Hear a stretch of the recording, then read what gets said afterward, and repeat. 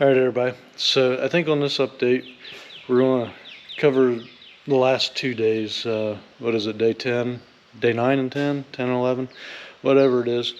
It's just kind of slow going, but yesterday I did get the bearings put in the accessory drive for the fuel pump and the power steering pump.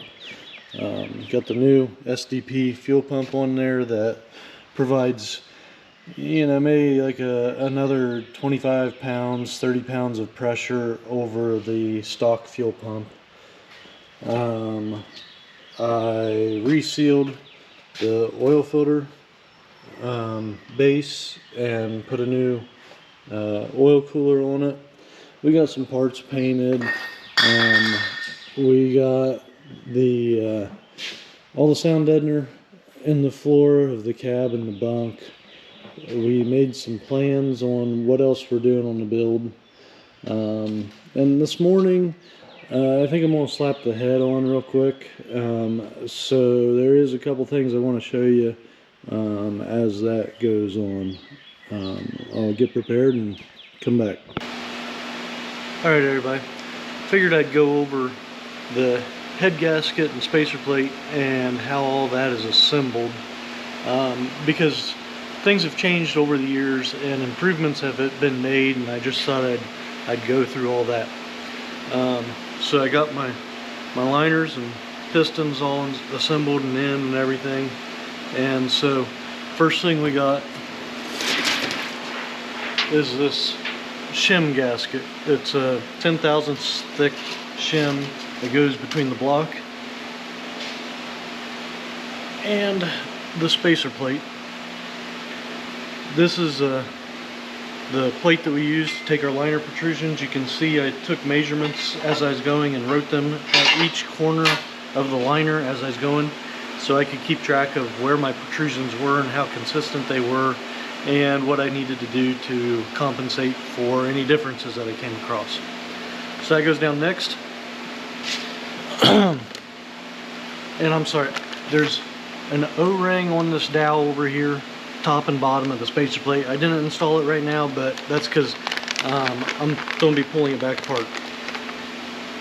Inside the spacer plate, we've got these little black grommets, and there's 24 of them, and they sit in the spacer plate and connect the block to the head for the coolant to flow back and forth through the head and block. So after that, you put your gasket on, your head on, and bolt it down.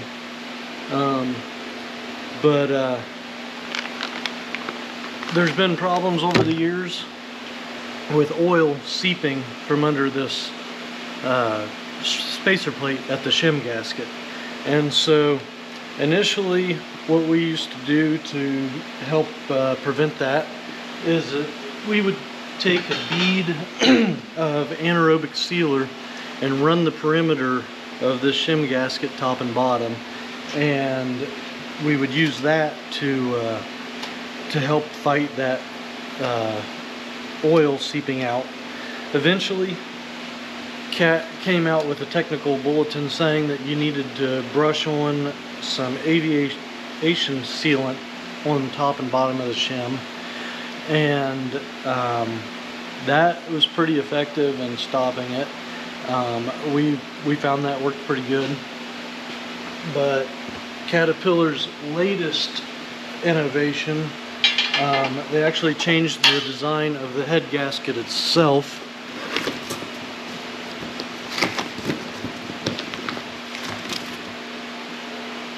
And so now the head gasket, when you put it on correctly, comes with some oil drain seals that go in the gasket through the spacer plate and into the block, and those are supposed to guide the oil past the spacer plate, past the shim gasket, and into the block so you don't get that seepage.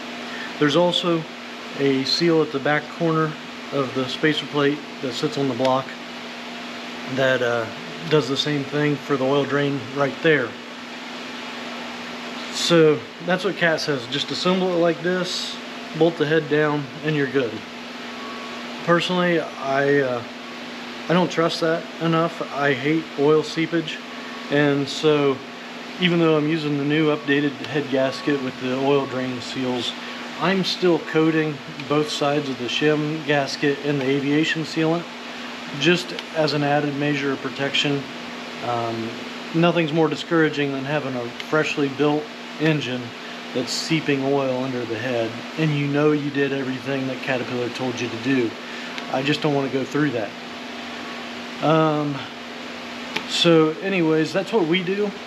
I would say, even if you've got the updated gasket and you don't want to use that aviation sealant on the whole thing, if you've got an old 40 pin Cat, the early E model Cats, you won't be able to use this gasket because there's no land on the block for this to sit on. And so I would seal around this hole here, either with anaerobic sealer or aviation gasket sealer, something, gasket maker, I don't care. You need to coat both sides of the shim gasket back here at this drain at the very least. So that's about all I got to say right now about this. I'm going to pull this all apart, put the put the aviation sealer on it, put all the grommets and O-rings in, and bolt her down, and I'll check back with you later. Okay, so I've got the block coated with the aviation sealant, put down the shim plate, coated it. I got my O-ring on my dowel over here. So now, spacer plate.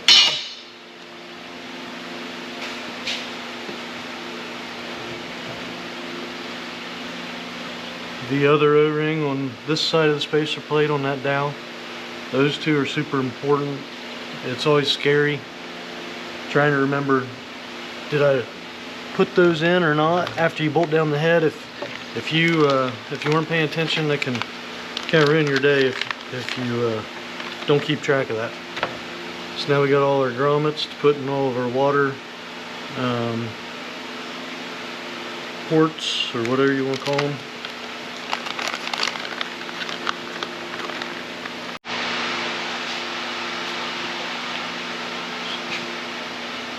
Down goes the head gasket.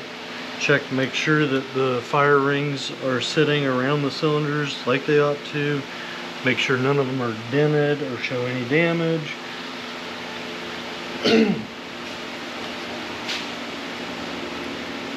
Put these oil drain seals in.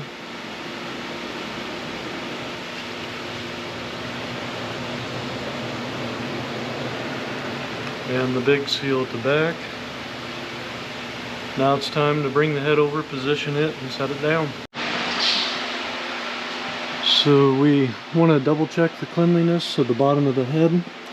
As you can see, this one's been fire ringed, and the expansion joints between the cylinders have been filled with block hard. We had a local machine shop do this for us. Everything looks nice and good, so we're ready to set her down.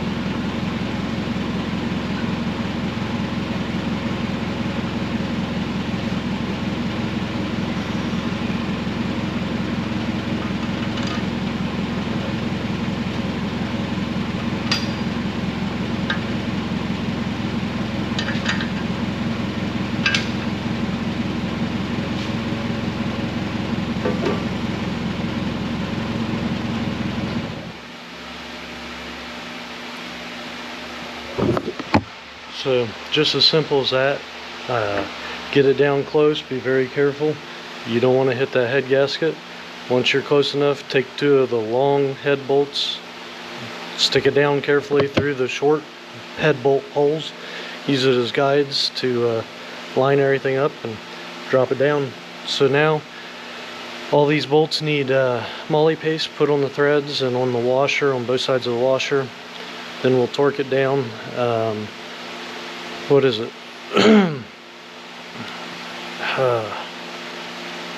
It's 3 stages, ending at torquing at 330 foot-pounds twice. And here we are after day 11 has been completed. We got the oil cooler and oil filter base all finished up, the manifolds on either end of the oil cooler, water pumps in, the accessory bracket on the front end's on, got injectors in the engine, we've got the riser on, but that's gonna have to come off. I just put it on so that we could paint it all up and make it look pretty. We got the fuel system going back on, the ECM on, and all's painted. Yeah, it's kind of tedious getting all the paint work done, but it is turning out looking very nice. We're ready to pull the truck outside and power wash it, I think. And then after that, we'll do some cleaning on the frame and painting. Start working on the truck some.